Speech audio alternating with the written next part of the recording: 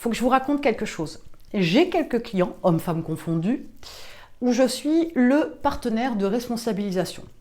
Oui, autrement dit, je suis un petit peu la méchante qui tape sur les doigts quand le boulot n'est pas fait. C'est une manière un petit peu amusante et fun de vous raconter un petit peu les échanges qu'on a et le rapport qu'on a.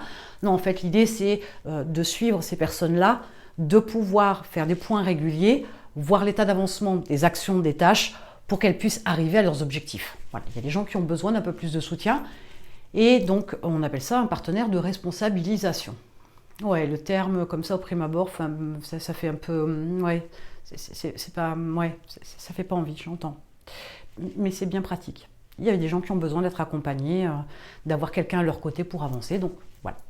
Et bien évidemment, il m'arrive d'avoir des conversations où je pose des questions du genre « Pourquoi est-ce que vous n'arrivez jamais à terminer ce que vous avez commencé ?» C'est un sujet profond à aborder, véritablement. Hein.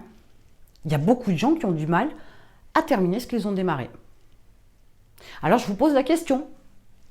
Est-ce que vous êtes dans ce cas-là et est-ce que vous savez pourquoi vous n'arrivez jamais jusqu'au bout des choses? Il y a tout un tas de facteurs qui peuvent rentrer en ligne de compte. Mais c'est intéressant parce que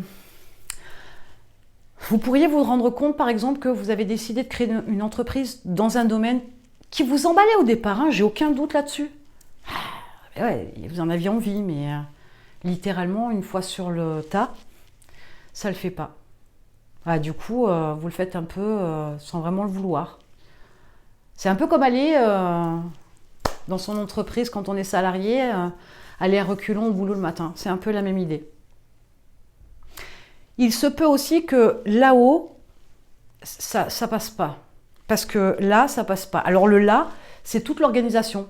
Votre agenda, votre planification, vos stratégies. C'est brouillon en fait, c'est ça.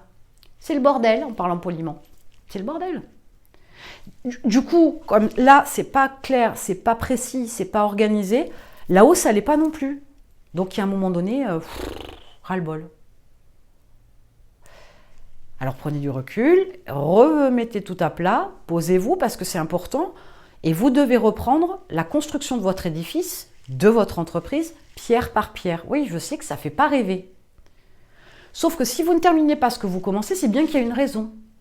Une mauvaise organisation, un mauvais choix, de mauvais outils, des mauvaises procédures de travail. Je ne sais pas, moi j'en sais rien, mais il y a une raison.